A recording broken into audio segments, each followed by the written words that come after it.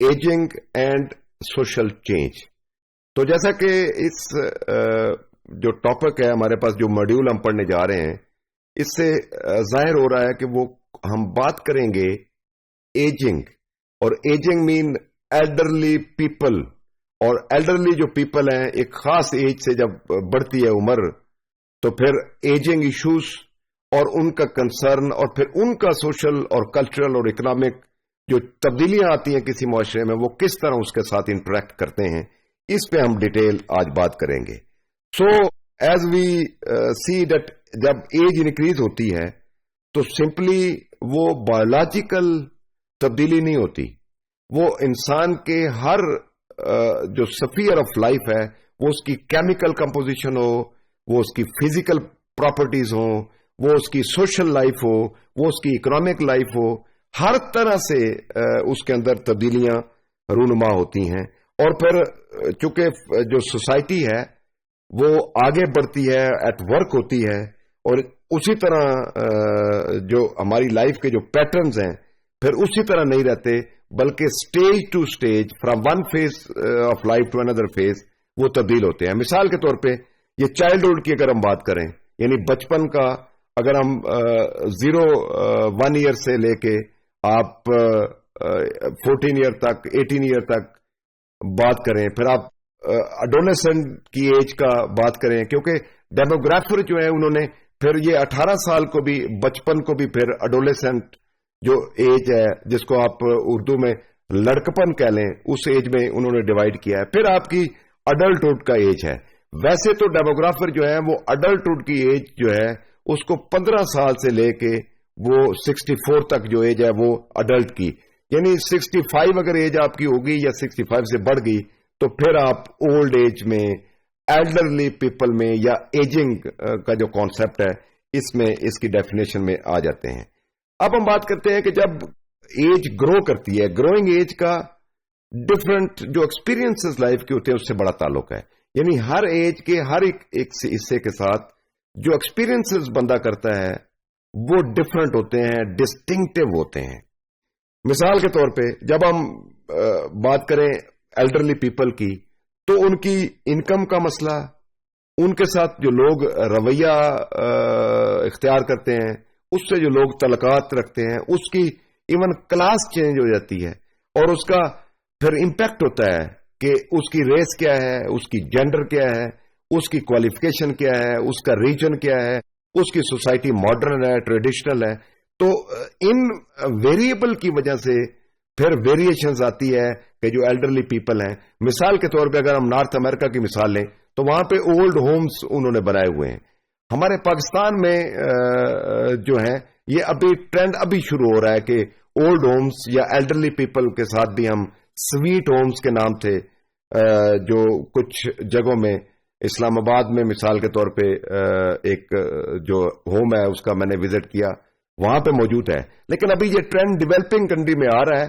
اس کی وجوہات پہ ہم بعد میں بات کریں گے کہ ابھی پاکستان کا کلچرل اور سوشل جو فریم ورک ہے، جو سیٹنگ ہے، اس میں ابھی اتنی سوسائٹی کے اندر بے حسی پیدا نہیں ہوئی کہ اپنے بوڑھے والدین کو وہ سویٹ ہوم میں یا اولڈ ہوم میں شفٹ کر دیں، بلکہ ابھی خاندانی نظام کمپیریٹیولی ویسٹ اور نارتھ امریکہ کی بات کریں اس سے بہتر ہے. تو لہذا نہیں یہ کانسیپٹ جو ہے پاکستان میں اتنا نہیں ہے. لیکن اگر ہم ویسٹرن ورلڈ کی بات کریں تو وہاں پہ تو چونکہ خاندانی جو ان کا نظام ہے وہ بالکل ویک ہے، فریجائل ہے، وہ بہت کمزور ہے. اس لیے جو جب بھی اولڈ ایج کی طرف ایک پاپولیشن بڑھتی ہے تو ان کو پھر اولڈ ہومز میں شفٹ کر دیا جاتا ہے.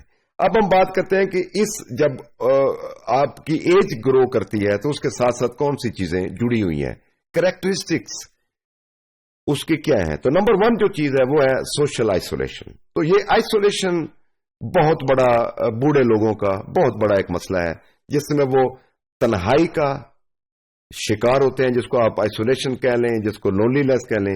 اور یہ کامنلی ایک بیماری ہے جو آل اوور دا ورلڈ آپ کو نظر آتی ہے کہ جو ہی جاتے ہیں تو جو سیکنڈ جنریشن ہوتی ہے جس کو آپ سینڈوچ جنریشن کہتے ہیں، تو ان کے پاس چونکہ خاص طور پہ جو انڈسٹریل ورلڈ ہے ان کے پاس ٹائم نہیں ہوتا، اور بوڑھے بیچارے جو ہیں پھر آئسولیشن کا شکار ہوتے ہیں.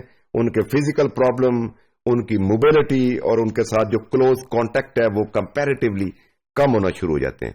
اب ریٹائرمنٹ کی بات کرتے ہیں کہ ریٹائرمنٹ سے ڈیفینیٹلی جب ریٹائر ہوں گے لوگ اپنی لائف سے، وہ پرائیویٹ سیکٹر ہو، وہ گورنمنٹ کا سیکٹر ہو، تو وہاں پہ انکم ایشو ہوتا ہے. اور انکم کا ایشو جو ہے وہ پھر پاورٹی سے جڑا ہوا ہوتا ہے کہ جو ہی 65 سے لوگ جاتے ہیں، انکم ریڈیوس ہوتی ہے کمپیریٹیولی، اور میڈیکل کیئر کی اور ہاؤس ہولڈ جو ہے وہ چیزیں تو دستور چل رہی ہوتی ہیں. نتیجتاً کیا ہوتا ہے کہ وہ ایک عجیب سا پاورٹی سائیکل جو ہے اس میں اس وقت ان کو زیادہ کیئر کی ضرورت ہے، جس کو کیئر گیونگ کریکٹرسٹکس نیچے آپ کو نظر آ رہا ہے، تو اس میں زیادہ ان کو ضرورت ہے کہ کیئر دی جائے.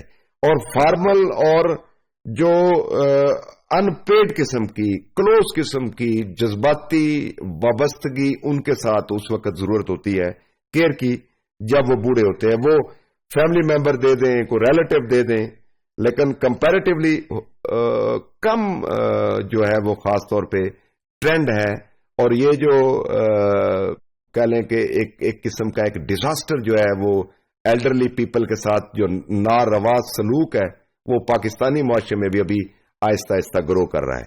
اب ان کے ایشوز کیا ہیں؟ نمبر 1 ہاؤسنگ کا ایشو ہوتا ہے کہ ایک گھر میں بوڑھے رہ رہے ہوتے ہیں تو سب سے زیادہ تو ان کی ہاؤسنگ کا پرابلم ہے کہ ان کے لیے کوئی کمرہ مختصر کیا جائے، مختص کیا جائے. اس کے ساتھ پھر اس کی اور بھی بچے جو کہ اولاد ہیں، اور اس پر بعض اوقات تو تھرڈ جنریشن آتی ہے، یعنی اگر دادا ہے تو پوتوں کے ساتھ، پوتیوں کے ساتھ رہ رہا ہے، تو ظاہر ہے پھر ایک اور جنریشن بھی، تو ہاؤسنگ کا پرابلم ہو گیا.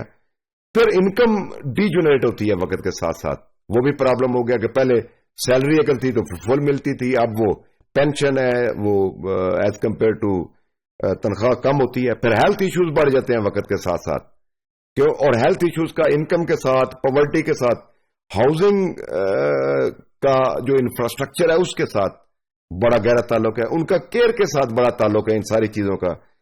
پھر اہم جو چیز ہے ایشو وہ ہے ان کی کمپینین شپ کا، کہ جب وقت زیادہ گزرتا ہے، ایلڈر ایج کو پہنچتے ہیں، تو ان کو پھر ایک بہت close intimate kind of companion چاہیے جو ان کی بات کو سنے، سمجھیں اور ان کے ساتھ کچھ وقت گزار سکیں. پھر کا لیئر اور ریکریشنل ایکٹیویٹی. ویسے تو پاکستانی تناظر میں ہماری اوور آل ہی ہماری جو جنریشنز ہیں وہ لیئر اور ریکریشنل جو تفریح کہہ لیں فرصت کے لمحات ہیں وہ شاید میسر ہی کم ہے، شاید ہماری اتنی سوشلی ہم اس کو خیال نہیں کرتے. اور پھر وہ بھی ایک بہت بڑا ایشو ہے خاص طور پہ بوڑھے لوگوں کے لیے. پھر ہے سوشل سپورٹ. جب ہم سوشل سپورٹ کی بات کرتے ہیں تو اس کا مطلب وہ تمام طرح کی سپورٹ جو ان کو سوسائٹی سے مل سکتی ہے، وہ ان کے ریلیٹو سے، ان کی فیملی سے، وہ in any kind of support. وہ کسی مثال کے طور پہ اگر آپ 2 میٹھے بول ہی بزرگوں کو دے دیں تو وہ بھی ایک سوشل سپورٹ ہے. اس کے ساتھ ہے اوور آل ویل بینگ. اب ویل بینگ کا بہت بڑا کانسیپٹ ہے. ویل بینگ سے مراد ان کی سائیکولوجیکل، اکنامک اور مینٹل جو پراسپیرٹی، پیس، ٹرینکویلٹی، ان کو انشور کرنے کی ضرورت ہوتی ہے جیسے جیسے ایج بڑھتی ہے.